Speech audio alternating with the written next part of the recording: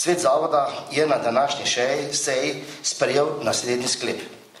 Svet zavoda Serša odločno nasprotuje nameram ministrstva o predlaganih spremembah organizacijske oblike ali pravnega statusa Serša. Gospod magister, direktor Ivan Geštiš je v svetu zavoda obvestil o nameri ministrstva, da bo s spremembo akta o ustanovitvi Serša pripojen k tehniškemu šolskemu centru.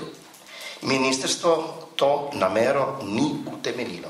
Starši odločno nasprotujemo nameram ministrstva. Svoje otroke smo vpisali v srednjo elektroračunalniško šolo Maribor in zahtevamo, da tam tudi ostanejo in zaključijo svoje izobraževanje ter prejmejo zaključno spričevalo srednje elektroračunalniške šole in ne katerekoli druge. Naši otroci so vozači, športniki in kulturniki, ki potrebujejo svoje popoldneve za učenje in ne za prevoze. Če se bo kdaj v prihodnje šola selila na Tezno, bomo mnogi prisiljeni k prepisu naših otrok v šole v centru mesta, čeprav pridobljena izobrazba ne bo njihova prva želja.